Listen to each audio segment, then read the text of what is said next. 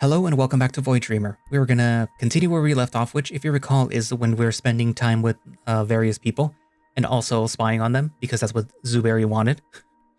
So we spent some time first with the captain, and we got to find out that well, maybe not find out, but he kind of gave us a glimpse into the whole reason as to why he is doing what he's doing, and it's not just about the money; it's about running away from his reality, or at least whatever it is that was going on with him back when he was probably like in his 20s, or I mean, it kind of has to be in his 20s because he said 50 years ago, so he's probably like, what, 70?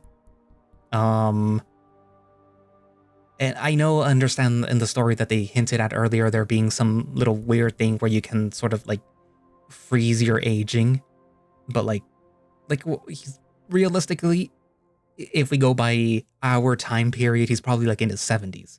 But yeah, we found out that like he's there because he just probably wasn't satisfied with what was going on back in his good old days.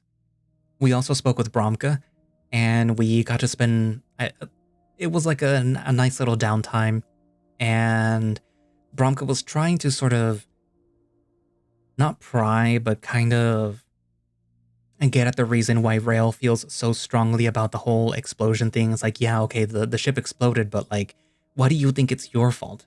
Why does it have to be your fault? Why couldn't it have been something else? And then we also got to see Oba's brain, for a lack of better word. And she was nice enough to let us inside, but she kind of it's like, okay, you saw it. Get out. You're not supposed to be here. But yeah. We will be spending more time now. We will be mostly speaking to 3 characters again this time around. And like I said in the previous video, I think, the previous video, this video, and the next one are a little weird in the time because the whole section is really long where you get to speak to all these characters. But yeah, so yeah, without further ado, let us continue the story. I believe you can actually have a conversation with Obaa. If nothing else, you really feel like just taking a little bit of time to yourself after everything that's just happened, it wouldn't be the worst thing to try and get your head on straight. And making sense of all of this is going to take a little while at the best of times. These are not the best of times. As you make your way into your quarters, you hear the click of Obaa paying attention to you. She always knows, doesn't she? I'm surprised that you're back here, Stray. Maybe I just missed your glowing company, Obaa. Please, don't go embarrassing yourself now. You smile despite yourself as you take a seat at your room's little table. The simulant could have some valuable insight here if you asked. You're curious, but then there is the question of what you want to do after you've learned what she thinks. That's actually what I'm going to ask. You really do need to get some work done on your Navsoft. Too much is at stake not to. You'll get Obaa's thoughts and then go straight to work. Just looking to process everything that's just happened is all.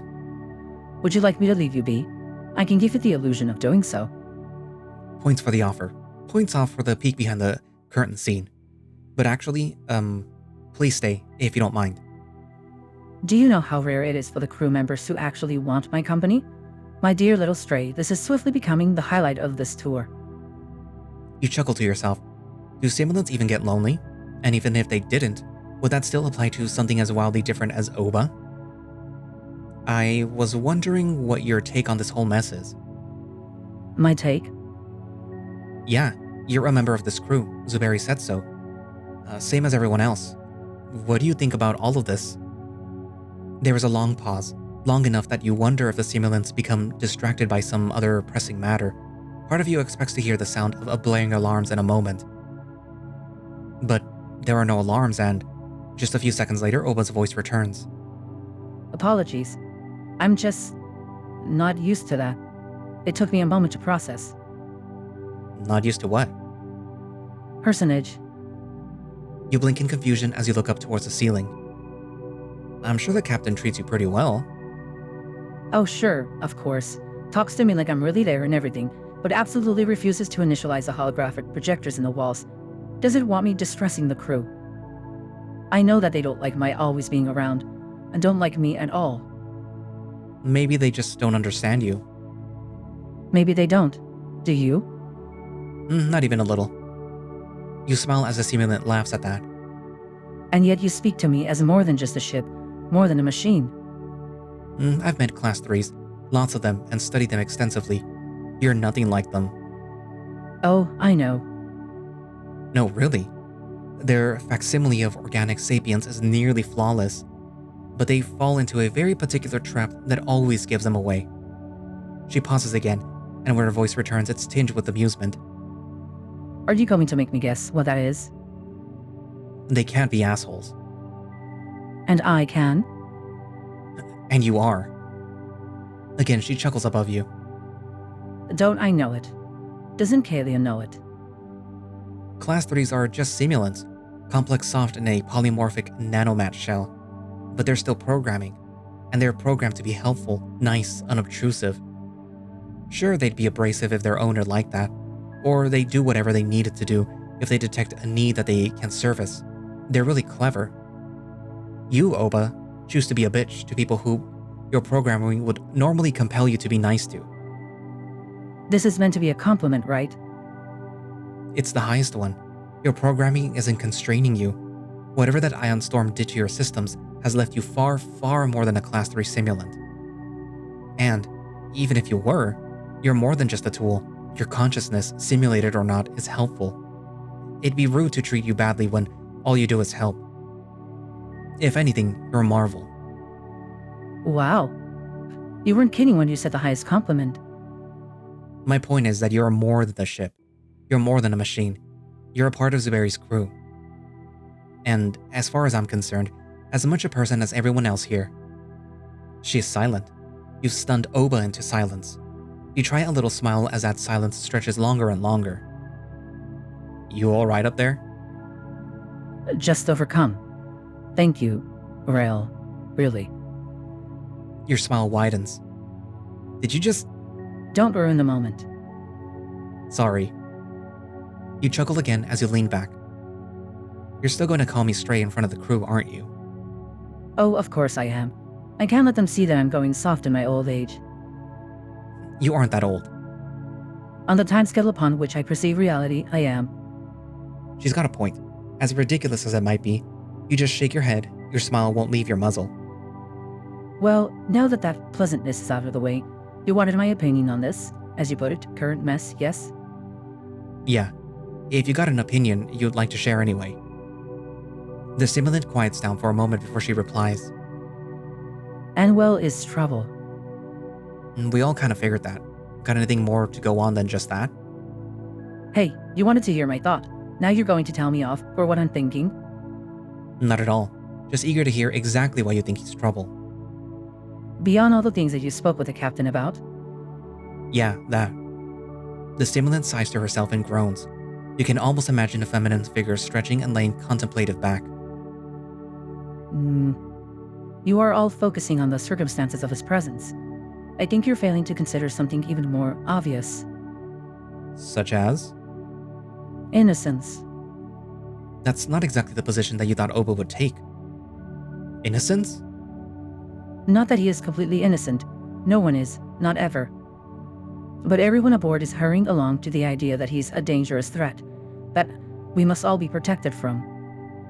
He was clearly attacked. Maybe it was his fault and maybe it wasn't. But you're right. Maybe we shouldn't necessarily jump to conclusions about him. We know very little for certain right now, after all. All that we know is that he is a victim of a terrible crime. We must be cautious, of course, but no one seems to be advocating for his innocence. I think that someone should. You'd like it to be me? You may yet be the only one who I can think might be willing to. Wait, really? Of course. Kalia approaches every threat with offensive weapons fire. Sam would do anything to defend the ship, even more so than the captain. Miz, lamentably, is always out to look after himself. The captain has to consider every outcome. Even Bromka and Tomini are wary of our new guest, despite their interest in his well-being. That leaves you, as an outsider, potentially most able to see him as something more than just a threat. Someone who can speak in his defense. That's a hell of a jump, given that she has to be aware of the fact that you'd agree to spy on him, and the whole crew for Zuberi. Obaa, Zuberi asked me to be suspicious. And you should be, must be. Caution isn't what I am advocating against, and I know that you're smart enough to recognize that. And just that you'd be open to the possibility that perhaps this Anwill is not the architect of some great plot or scheme. That's still a lot to ask. It'd be nice to just assume Anwill is innocent, but Zuberi's feelings on the matter have proven that you can't just do that. I can promise to try at least. I can't ask more than that, thank you. You're welcome, Obaa. On some level, it feels strange to be discussing this all with the simulant, but as you said earlier, Obaa is something special, and who knows, maybe her mechanical existence will provide useful insight.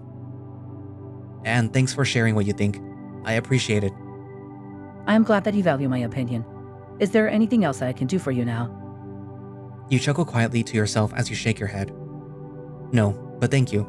I've got a lot to think about. I think I'd just like some alone time with my thoughts, if that's all the same. Of course. I'm just a shout away if you change your mind. Appreciate that, Obaa. Thanks. And just before I go, the captain has asked me to let you know that as part of the change-up in your role aboard the ship, you're expected on second shift tomorrow. You blink. That's going to be a bit of a change for you, not to mention yet another adjustment to your sleep patterns. Thanks, Obaa. Good to know. You're welcome, Stray. Happy quiet times. She clicks away again, and you sigh as you lean back in the chair. Paws come up to rub across your face as you groan. What a mess this all is. You knew your life was messy before you came aboard the Dreamer, of course, but Anwill's arrival has definitely thrown a torque in the works. And here you are in the middle of it all. Obaa did make a good point at least. No one sat back to even begin to consider that just maybe Anwill might not be the bad guy in this. Unfortunately, even if there are other bad guys involved in what happened, that doesn't mean that he is as innocent as Obaa would like you to believe. Especially since you've seen very compelling evidence that his ship was stolen. That alone is enough to cast doubts on anything Anwill said, even if you ignore the jacking. You let your paws fall to the side again. Worrying about that right now is a waste of time and effort. Instead, your thoughts turn towards Zuberi's request for you. Keeping an eye on Anwill, at the least, makes sense. The Martin's a chaotic new element thrown into your collective lives aboard the Dreamer. Even as a precaution, keeping him under watch makes sense. The rest of the crew, though, is Zuberi really that worried that Anwill could manipulate any of them to turn against him? You can't see that happening. Neither Zuberi nor Kalia even broke a thought about that. Zuberi could lose everything and Kalia would kill him before he lets himself compromise his ship. Sam obviously would be near on impossible to turn. They're crazy about this ship. Tolmany is an option, but that's also doubtful. If nothing else, you've seen now how logical and reasonable the Saib is. It'd be a stretch to find a reason to make her turn on the crew. Bromka is someone that you think might be susceptible to, well, plied charms or manipulation, but the bear is smart. Kindness is not softness, if his behavior in the infirmary is anything to go by. And he loves what he does here. If yesterday showed you anything, he loves the life that he crafted for himself here. There is no way that he'd turn on the Dreamer or her crew. Ms, of all the people aboard, seems the least attached to the Dreamer and her crew. But that's not reason enough to suspect anything. He's bright and clearly likes his job. It's an awkward situation that you'd agree to put yourself in, and doubtly so, for the fact that none of the crew seem overly like they'd be a good mark for any twisted plans Anwill might have had for them. Maybe you shouldn't have agreed to this. At the time it seemed like the right play, but now you're not entirely sure. It could end extremely badly. And yet, despite your misgivings, you did agree. And you know that it's because the concerns haven't vanished. What Zuberi feared was legitimate. It had basis in fact. If nothing else, it'd be something to consider as you move forward, just as much as what Obaa said. Still, best to turn your mind now towards more important matters, like fixing what you've already screwed up. It's the first chance that you've really had to go over any of your code since Yakshi Station, or rather, it's the first time that you've had to go over it where you actually wanted to. It had been all too easy to just sit back and pretend that the issue didn't exist, that you didn't have anything to do with the Blue Dawn incident, that it wasn't your fault, that those people didn't die because of you. But no matter how much you'd like to believe that, and how much is different since Anwill arrived on the Dreamer, you can't. You have a responsibility. As you settle down on your chair, you sigh and shake your head. So much for low energy activities for a while. Hey Obaa? Right here, Stray. You've been all over my navs off, right? Of course. And? It's good. Clean work. Impressive for a feeble organic flesh bag such as yourself. You frown, even as your ears redden from the stimulant's compliment. That can't be right. And yet it is so. Oh, look at all those neurons firing in your brain right now. You don't know what to make of that, do you? You're briefly concerned by the disembodied digital mind's ability to read your electrochemistry. It takes a moment to readjust your mental priorities. Tolmany said it was fine as well. Oh, so if Tolmany says it... No, I didn't really believe her either. There is a pause as you bring up the soft and begin to skim the code. I'd be lying if I said I didn't catch that during the big meet and greet. I thought you would be more relieved. Yeah, well, that won't happen until I figure out exactly what went wrong. Feels like you might be waiting a while then. You growl as a flash of irritation surges through you. This simulant wasn't there. She didn't have the face, Galsec and the Astrogation Guild and all those accusatory faces. She's not the one who still sees them in her dreams. Alright then, enlighten me. What caused the Blue Dawn incident? And don't do that to me, Stray, please. You think that it's not my fault. You think that my code is clean, so come on, rub my face in it, show me how I got it all so right. There is a note of frustration and anger in the simulant's voice when she comes back a few seconds later. You're lucky that I like you, Stray. I see what you're doing, even if you don't. Oh yeah? What's that? Looking for excuses. You pause your skimming of the display and look up, scoffing. Where does she get the nerve? It was my fault. It had to be my fault. That's not looking for excuses. I meant that you're making excuses to punish yourself. You scoff once more at the notion. Ridiculous, absolutely ridiculous. Yeah, I'm real self-destructive. What with my desire to stop everyone on the ship, including me, going the way of the Blue Dawn crew. Great assessment, well done, Obaa. An almost feline hiss of annoyance echoes throughout your quarters as you frown. Silence falls a moment later, leaving you potentially alone with your thoughts.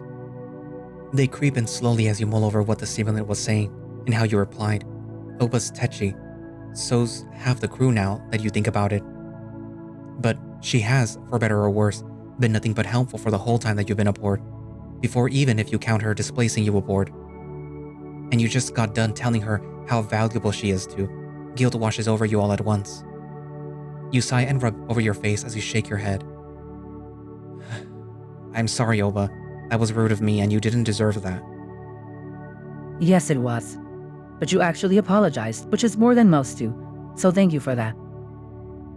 You give your head another shake as you close your eyes. This isn't about self-punishment. Really, I promise. Can't promise me something like that. You organics are really bad at figuring yourselves out. Well, she's not wrong there. I can't let it happen again. Not if there's anything that I can do to stop it. There has to be a fault. Something no one saw, something no one can. If no one else is seeing it, what makes you think you will? Because it's my code. I know it back to front, Obaa. I have to know it that well, given what's at stake. Then I will only tell you the same thing Tolmany did. Your code is flawless. Once again, the surge of indignant guilt rises up through you, and you bite back the snappy response that bubbled up in your throat. Obaa is brilliant. Tolmany is amazing, but they don't have to live with it when it goes wrong. They lack your motivation, that need to solve the problem. Thanks. Didn't help, did it? It did not. You resume scrolling through the code. It's maddening, utterly maddening.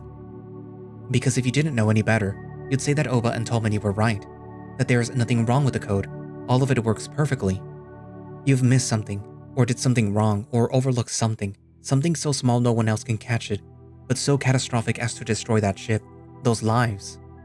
You shift in your chair, settling in as you stare at a display. It's far from the most stimulating use of your time, but you need to make the effort. It's why you're here. You proceed to lose yourself in the work. It's almost comfortable, Save for the subject matter, it reminds you of the time that you spent with your team, long sleepless nights full of stims and glowing displays. You cannot but be glad that you didn't rope any of them into the AG contract. The last thing that you'd want to do is have to share the burden of what happened with them. They don't deserve it. At the same time, as you work away, you can't help but wonder, maybe one of them would have been able to catch something that you didn't. Maybe they'd have seen what was wrong. As the hours roll by, you barely feel them. It's not until you check the time and realize that the rest of the first shift would have ended and that you're on the brink of where second shift would start. And still with nothing to show for it, but a couple of edited lines of code for improved efficiency. You growl with irritation and rub at your muzzle. A wave of your paw shuts down the display as you slump back into the chair. You couldn't keep going. You know that for a fact. What you're not sure about is whether or not Obaa would let you if you tried. And if she doesn't stop you for your own good, she'd probably message the captain to come and drag you out of your quarters by the scruff. Which, now that you think of it, could be good in certain scenarios. You force those thoughts out of your mind. Instead of lingering and giving any of that a chance, you stand from the chair and make for your door. If you push too hard, you'll make mistakes and you can't afford them. Besides, you have time. If the code really is flawless, then you have plenty of wiggle room. If not, well, exhausting yourself and isolating yourself won't solve the problem. Maybe you can find something else to do, someone else to spend some time with, something, anything to put the code out of your mind for a little while. Is it me, or weren't we already like halfway through second shift? Because they mentioned that, oh, you just finished first shift, but no, we already finished first shift and we were already like halfway through second shift. You have to look at the reader to confirm the time. Third shift would have just started, but so much of today has been an extended free period that it barely feels fair to call it that. Still, the day is growing late.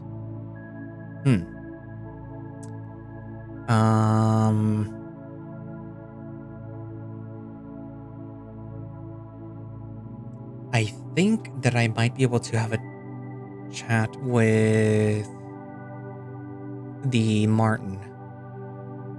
You decide to peek in on the infirmary and see what's there.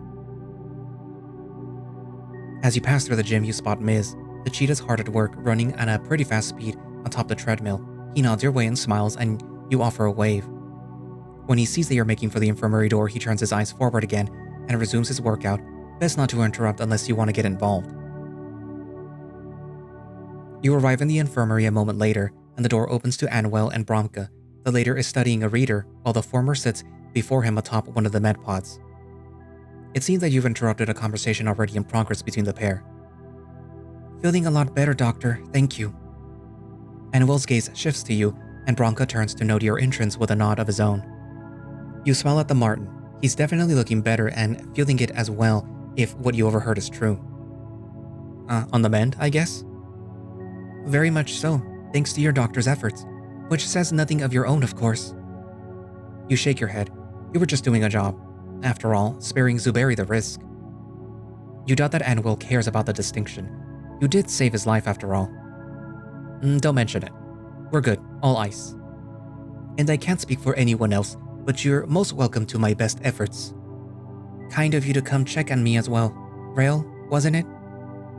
He smiles all the wider as you nod. You're not knowing looking at him now that just half a day earlier he was practically at death's door.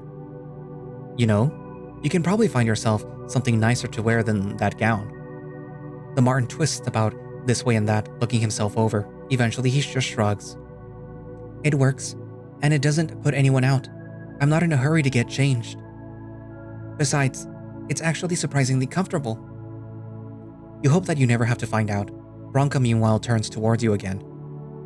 Well, you're all updated on my patient. We're not going to be here much longer. He pauses before he nods to Anwill. Or rather, he won't be here much longer. I've got some data to go over. Just routine medical matters. I am sure that you know how it goes. That last is directed towards the Martin, who nods. Oh, all too well. Did you have any other questions for me? No, none right now. Scans aren't showing any complications from the pod or what happened to you on your ship. So far as I can tell, your body has mended perfectly. Impressively, actually. Anwill shoots you a sheepish little smile.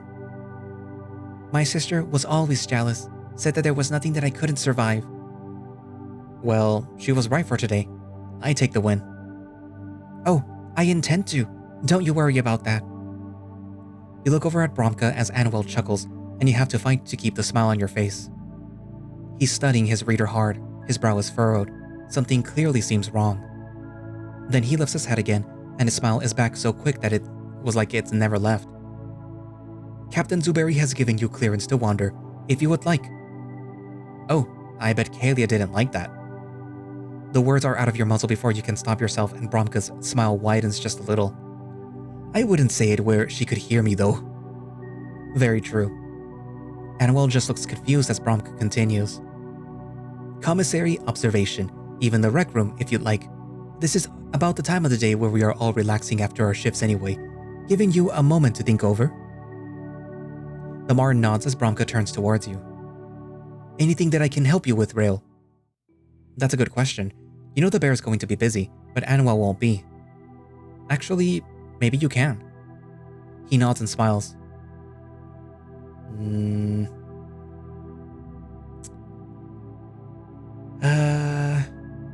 I guess I can take Anwill off your paws. Bromka lifts an eyebrow as he glances over at Anwill. The Martin smiles warmly back at you. I've got no objections, certainly. Nor do I. But I was hoping to keep our guests here for a little bit longer, if you don't mind. Just while I finish my work here, at least. It'd make it easier than hunting you down later if I find something worrying. I've got no problem with that. Rail? No objections here. You're the doctor. He nods and smiles as he stares off to one end of the room silently. As he approaches, a slit in the wall opens up and presents a small desk. A chair rests from a similar concealed hatch in the floor, and the bear smoothly slides into it as he begins to work at his reader's display.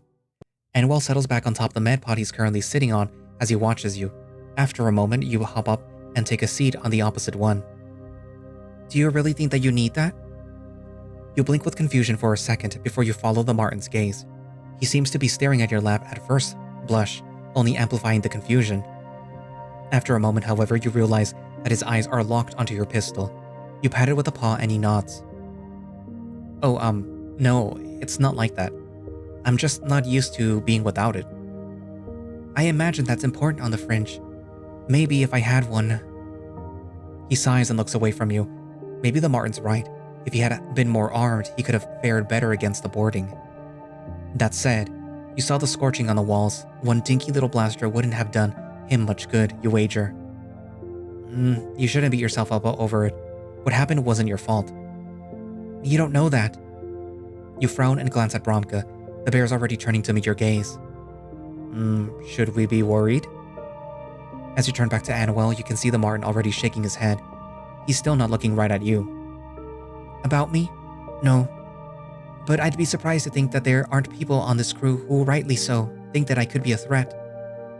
I can't prove otherwise. I'm sorry. Nice of him to be upfront about it at least. You force yourself to remember what Obaa told you though, about him needing an advocate. Maybe he's innocent. Maybe you don't need to jump to conclusions. Maybe.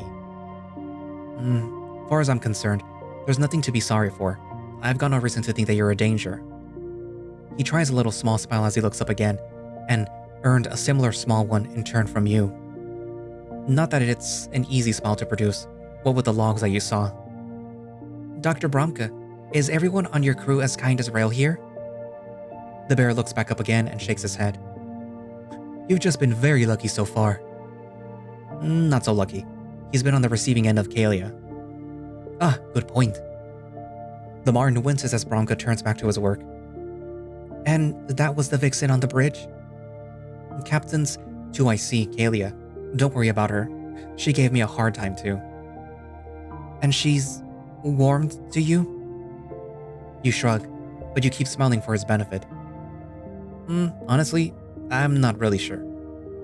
I don't suppose that you think less of me if I said that she scared me? Not even a little. Kalia is scary for sure. The Martin falls silent, fidgeting with his paws as he stares down into his own lap. Maybe if you can get him talking, you might be able to put some of the pieces together regarding his story. You spent a lot of time living in the black. Maybe you can leverage that. So, A-Tripper, interesting choice. You done much work on her? Anwill looks up again, though only for a moment. Honestly, it wasn't a choice. It was a necessity. Well now, that's definitely new information. You've not had her long? Days. Mere days before I lost her. That actually matches up with what you saw in the ship logs. Interesting. Still hurt. Could tell when you saw her off the bridge. The Martin sighs and hangs his head low, wringing his paws all the harder. More of what it reminded me of. Losing the A-Tripper, the fortunes of the bold, was bad enough. But only a few weeks ago I lost my ship. I was attacked and... His jaw tightens, brow furrowed. The fortunes I only picked up off of Raikouma when I was stranded there. Barely had her a week, pushed her as hard as I could. And now this. Maybe I'm cursed. You wince. Losing not one ship but two in the space of weeks? That's the sort of thing that would drive any spacer half mad. You know that you'd feel cursed. But it does line up with what you've seen for yourself. Ship out of Raikoem, suddenly changing course, no cargo, eventually heading back to Drybesh. It doesn't even break into the shipjack angle. Maybe Anwill just bought the ship as quick as he could to keep getting where he was going. At the very least, this implies the potential for more innocence than you'd been willing to attribute. It hurts, I know, losing a ship, a home.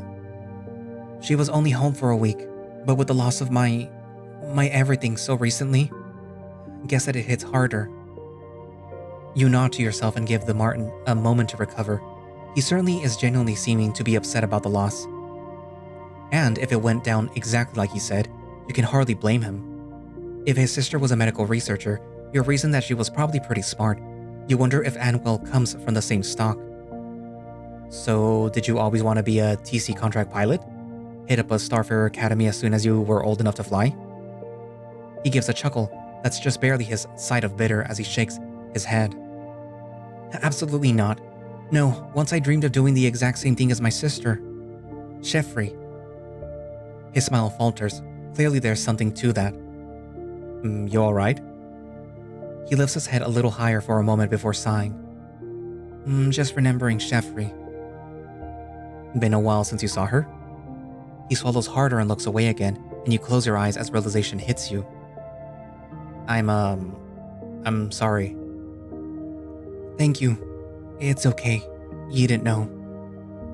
A rustle of movement tells you that Bromka's turned around a little to pay more attention now. It's been, a trying couple of months for me. You can definitely relate. If it's still so fresh, I don't want to pry. No, it's okay. I gotta start talking about it sometime, right? He takes a slow breath and shakes his head. But she was all I had. Parents gone long ago. It was just us, just her. Until about 2 months ago, she suffered a sudden pulmonary failure. The atmospherics in her lab failed and, well, by the time her bioregulator noticed it was too late. You wince. Even with all the technology of the modern post-ascension era, such occurrences are just far too common. My condolences again. Anwill nods, though he keeps his gaze low. Have you heard much of the Institute of Galactic Advancement? You and Bromka exchange a quick look and a knowing smile. 3 IGA attendees, all on the same ship on the fringe. It almost beggars belief. Oh, I dare say that we've heard a thing or two. Rail is playing with you. We both attended. Anwill's eyes go wide even as your smile tightens. Nice of Bromka not to point to you as a dropout. You'd keep that one in reserve for later, if necessary. I didn't know that I was in such an illustrious company. Bromka shakes his head even as you snort. If you've been there, then you know that the IGA studies aren't exactly illustrious. It's damn hard work. Of course. It's probably why I left it. He winces and glances away. There's a hint of red in his ears. The Martin's ashamed, clearly. Nothing to worry about there, Anwill. The IGA is not for everyone. Yes, well, I still spend enough time there to make inroads with biomech service solutions. Did some initial work there as a research assistant before I felt stifled. Like I had to get out. Flying away felt like the best way to do that, so I took some pilot training on the company's credit. Saved up every credit that I could meantime, not that it mattered. As soon as I was certified, I slipped them my resignation, and off I went with the ship and simulant co-pilot my sister bought me. You whistled to yourself. It's a fine story and all that finer if it's true. Well, you sure did better than I did when I dropped out. Bonus points for the generous sister too. Once more, Anwill looks shocked. He glances back and forth between you and Bromka before his gaze settles on the doctor. Then, did you... I'm sorry to be the odd one out. No, I finished my studies and earned my medical license. Graduated clean. Oh, then you... Congratulations on pulling through a most trying time, Doctor. The bear smiles and nods back to Anwill before he returns his attention to his reader. Anwill turns back to you. Did you find yourself better off after you were out too? You consider it for a moment before you nod. It may not have ended well, but it definitely started that way. And just like you, I guess, landed on my feet in the end. I'm glad to hear that. Me too. And it brought me here, so there's that. Well, I'm definitely glad that you're here. He smiles a little. Seems like he's glad that you both have that much of an experience in the common. But you've been dancing around questioning his more recent activities long enough. You've done a bunch of NavSoft work. Figuring out his course could tell you a lot. So, I have to ask. Why did you route your run out past the fringe? Most civilian pilots wouldn't dare come out of established nav chart range. The smile drops right off of Anwill's face as he shakes his head. Honestly, the last thing that I want to do right now is think about all of that. I know, and I appreciate that, really. He looks up at you again with a raised eyebrow. But, knowing your course might give us clues for what to avoid. I've written my fair share of NavSoft. There could be something in how you were tracked that will help us avoid the same fate. I guess that's fair. And you did take me aboard. He settles back up a little straighter and takes a shaky breath. Before you found me, the system that I was in was uncharted. I just had a designation. Solar output, tachyon density, warp distortion. The Martin holds up his paws for you to slow down, and you bite your tongue. Sorry. It's okay. I guess you really know your stuff. You shrug and flash a sheepish smile, and Will thinks for a second before he replies. Solar output was nominal. Main sequence and blue-white supergiant in mutual orbit. Tachyon density was grade 4. It was pushing a system-wide warp distortion of 0.39. That certainly perks up your ears. You glance at Bromka and see that the bear is also suddenly interested. Did you say 0.39 warp disruption? You know enough about ships to know that a stock A-tripper wouldn't have a warp drive installed that's rated for more than 0.35 and will push himself dangerously past his limits. Was the Fortunes modified? Better jumps? No, as far as I knew, she was completely stock when I bought her. The Marn holds up both of his paws before you can answer. And that's exactly why I made the jumps that I did. Long-range sensors detected that distortion in the system was higher than it should have been. Extensive warp lines? He shakes his head. No, that's the thing. It was blanket increased averages, not just spikes on various linear trajectories.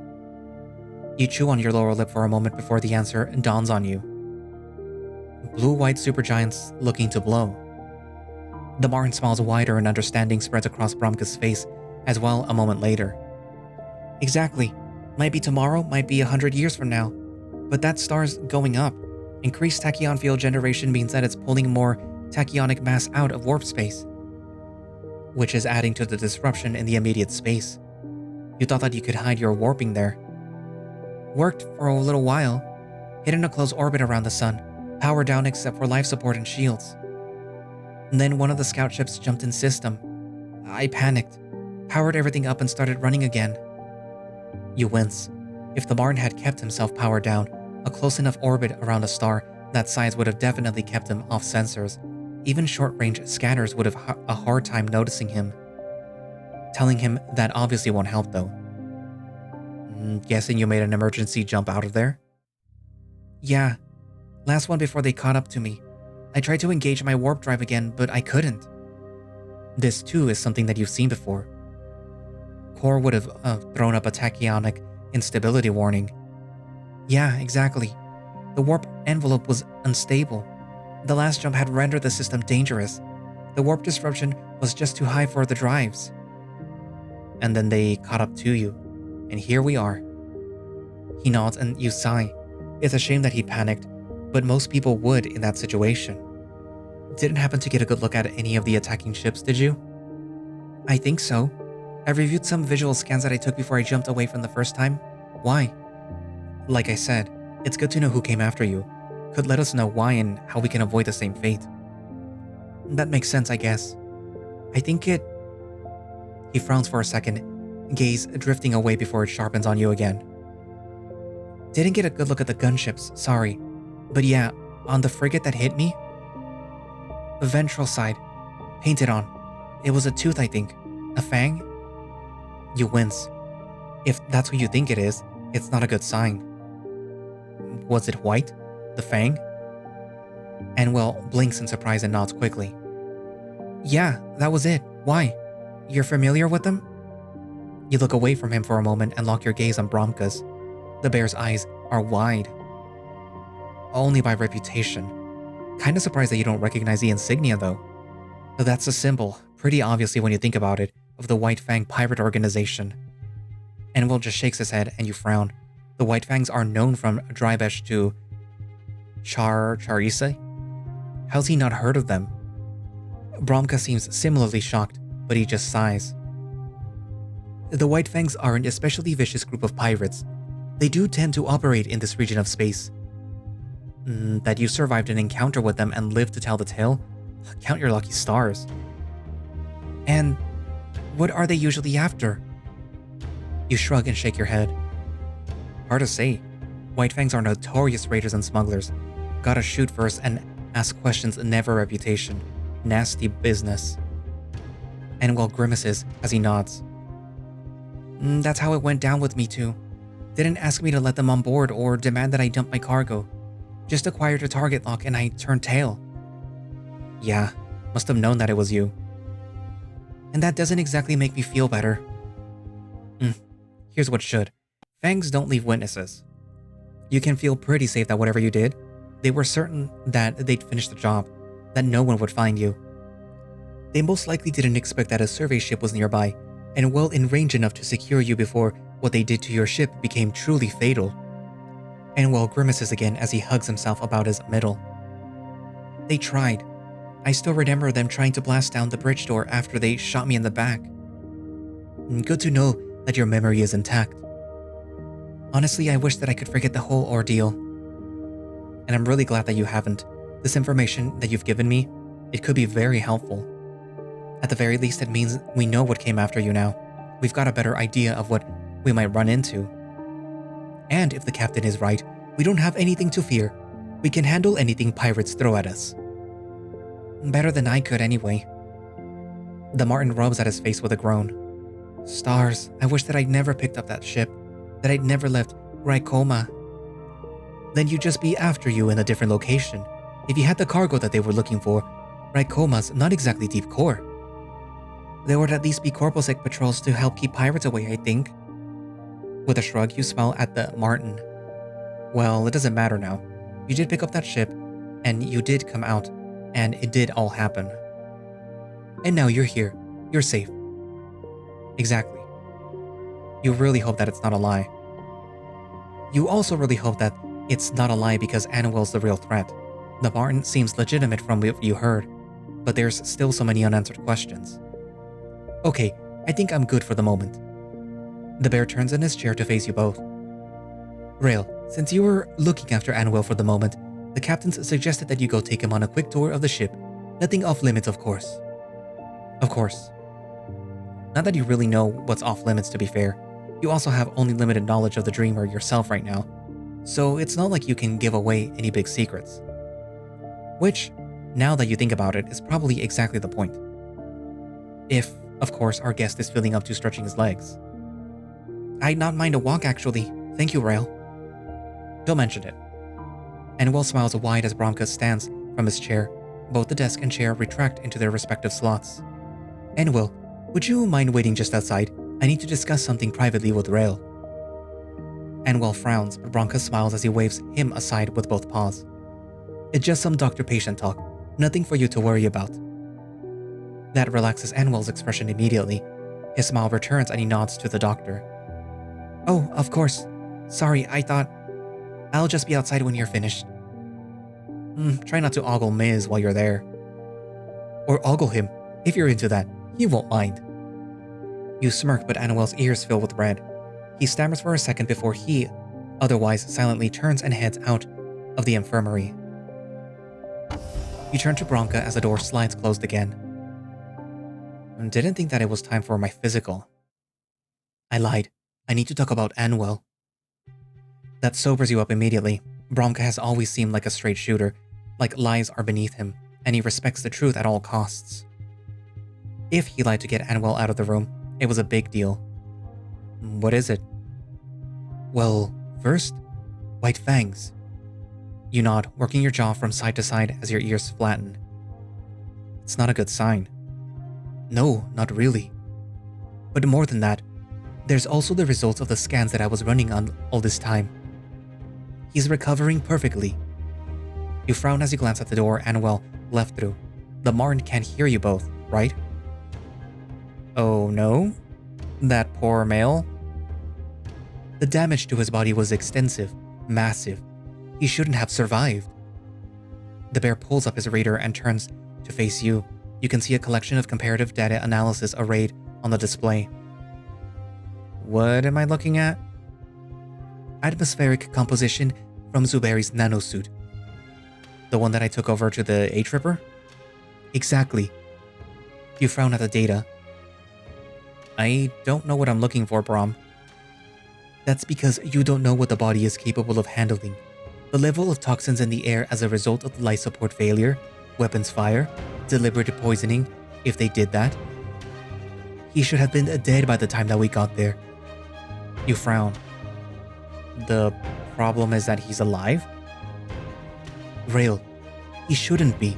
No one can survive those levels, not with the lengths of exposure that he had to deal with while lying there. You scowl at the data on the reader. Maybe you're wrong about exposure time? I ran the numbers. If he was only in those atmospheric conditions between when you displaced him off and when we first detected his ship, he'd still be dead. There is no way that I know of to survive that sort of environment without a fully enclosed suit with an air cycler. Doesn't have to be a nanosuit, but he didn't have anything. What the bear is saying sounds ridiculous. He's too healthy? He's too alive, and his recovery from the pod, being up and about so quickly, that is not natural. Medpods induce fatigue, and sure, he took a nap. But it takes the body time to process the trauma, the energy loss, the toll that repairs take. He should be out of commission for a week, 5 days minimum, while he recovers. You fold your arms as Bronca lowers the reader again. Now, what he's saying is starting to worry you, and you don't know exactly why. Was this what was worrying Bronca when Anwill got out of the pod? That he shouldn't have been able to do so? But he's up and about, ready to take a tour of the ship. Even if, and I have to stress how impossible such a thing is, if he could survive that atmosphere on his ship before you displaced them off, he'd be lucky to even be conscious right now. You flick one ear as you think hard. Cyberware. Synth lungs can filter out that kind of atmosphere, give him the chance to survive long enough for us to get to him. A stripped biorig would hide it too. It's possible, but unlikely. If there is any cyberware in there, it's blackware, and I can't detect it. Even then, there should be metabolic traces, and there just aren't any. It's got to be something. That's what I am saying. It's got to be something, but something isn't there. There's just a big nothing, a gap in knowledge that I can't explain. The bear shakes his head, and it's dawning on you that there's something new in his voice. The bear sounds afraid. He shouldn't be alive. But he is. And I can't explain that, not in a way that makes any sense at all.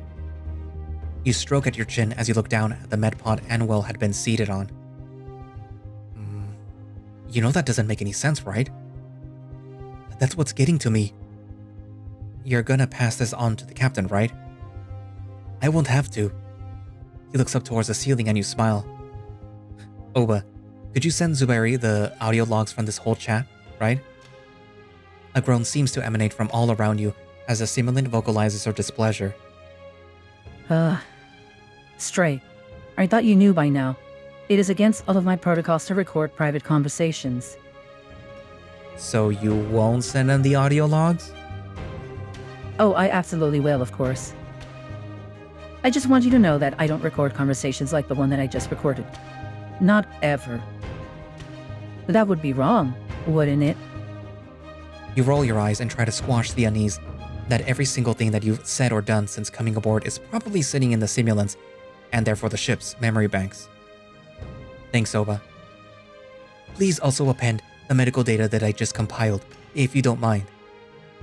I mind, but I'll do it anyway. You owe me. Bromka sighs as he shakes his head and turns back towards you.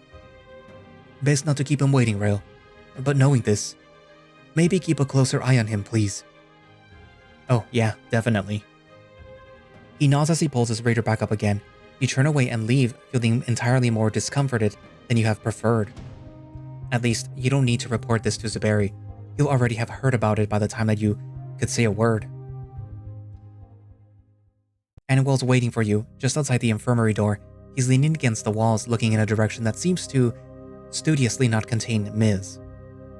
From the red in his ears, it seems that maybe his eyes were wandering a little more than he wants to let on.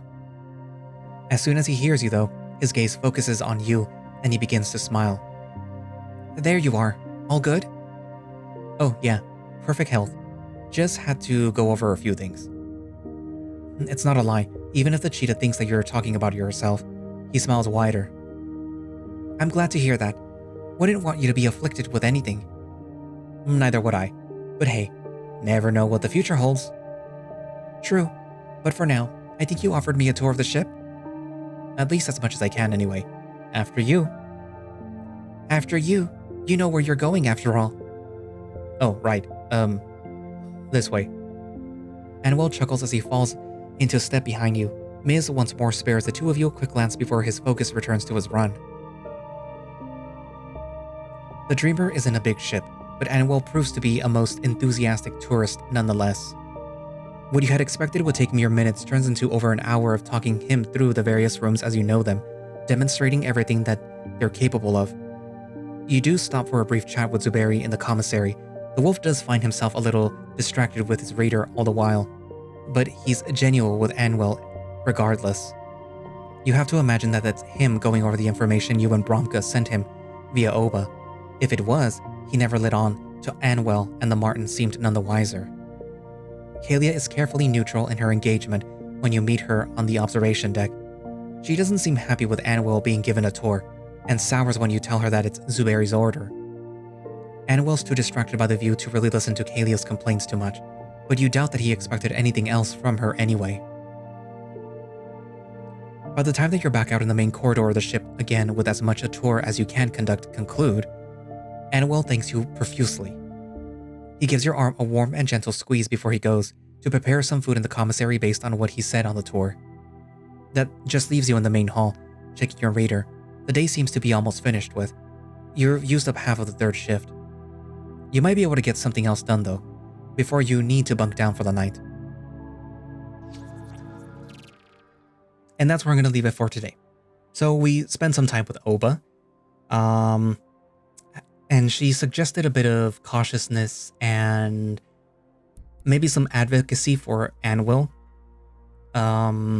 Because everyone, admittedly, is probably suspicious, and considering the fact that she is everywhere and she can listen to everyone and see what everyone is talking about, she would be more than qualified to know that everyone is suspicious of him, despite the fact that there is at least 3 people, so yeah, like Tolmany, Bromka, and the captain, who are willing to have him stay on the ship, at least until they are able to, drop him off somewhere safely. that even they are a little bit wary of Anwill. But yeah, so like she's saying like, okay, so you can be suspicious, but also don't forget that something happened to him, so don't treat him as the bad guy. Just treat him as somebody who had something bad happen to him, and you're trying to figure out what that was. And eventually when you figure that out, then you can make the right decision of whether or not he is truly the bad guy or just somebody that got mixed up in something bad. And like, yeah, I get that. I still don't like Anwill. I don't like him, period. I don't see what that other person that kept commenting saw, so like, whatever. And we did get to actually speak to Anwill. But,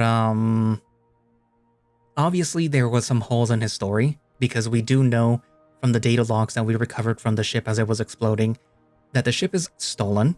It was besieged upon by very bad people that were using military spec, I guess, mil-spec stuff, and it was very suspicious as to how he was. They attacked the ship and they attacked him, but they didn't make sure that he was dead, and they didn't blow up the ship. And yeah, there was a reason why they didn't blow it up, but like at the same time, it's like everything just doesn't really line up. And he did cover up some holes, but at the same time, it's like there's still more holes. And some of those are the fact that he is recovering a little too fast. And you would think like, oh, space medicine, space magic medicine. And even Bronca brought that up. It's like, yeah, we have all this like amazing medical technology, but it shouldn't be that fast. He is recovering way too fast. He isn't fatigued from using the med pod. And he should have been dead. He is not dead. And considering the fact that I didn't even bother to deal with the whole the life support, he should have been dead. But no, he's out and about, walking, joking around, whatever. So it's very suspicious. He is not to be trusted. He is not to be trusted even more, I guess now. So yeah.